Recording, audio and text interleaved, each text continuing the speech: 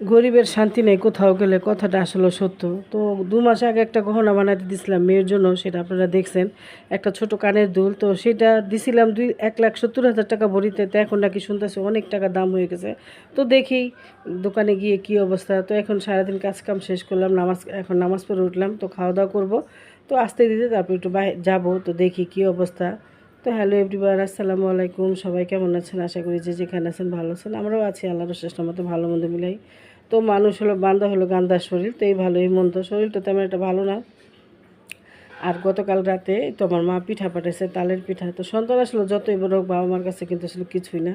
তো বাবা মা বয়স হলো সন্তানের জন্য করার চেষ্টা করে, তো মা বয়স্ক মানুষ, তারপরে তালের পিঠা বানায় সব সন্তানদের বাসায় পাঠাইছে, সবার বাসায় পাঠাইছে।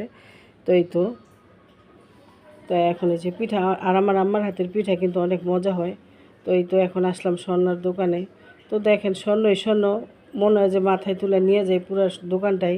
তো আসলে তো এটা সম্ভব না, এটা হলো মনের ইচ্ছা, যে মন চায় দোকানটাই নিয়ে যাই। তো এত দাম স্বর্ণে।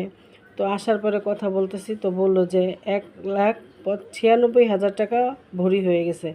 তো এত আকাশ ছোঁয়া দাম হলে আসলে আমরা কীভাবে কিনবো, সেইটাই একটা টেনশনের ব্যাপার। আর যাদের মেয়ে বাচ্চা থাকে তা তো আপুরা বোঝেনি যে একটু একটু করে করে কিনতে হয়।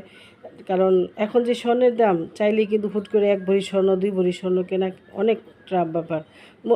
যারা আমাদের মতো সাধারণ মানুষ, আর যাদের টাকা পয়সা আছে তাদের কাছে আসলে কিছুই না। তো যাদের টাকা আছে তারা কিন্তু ঠিকই কিনতেছে, আমাদের মতো হিমশিম খাইতেছে না। তো আমাদের যে ওরকম অর্থশীল নাই, তাই কারণ আমার এই হিমশিম খেয়ে যায়। তো দোকান থেকে বের হয়ে একটু চা খাবো, নাস্তা করলাম আমি আমার মেয়ে। তো একটু চাটাই শেয়ার করলাম আপনাদের সাথে, ছোট্ট একটা মিনি ব্লগ শেয়ার করলাম। তো আশা করি সবাই দেখবেন, ভালোবাসা দিবেন।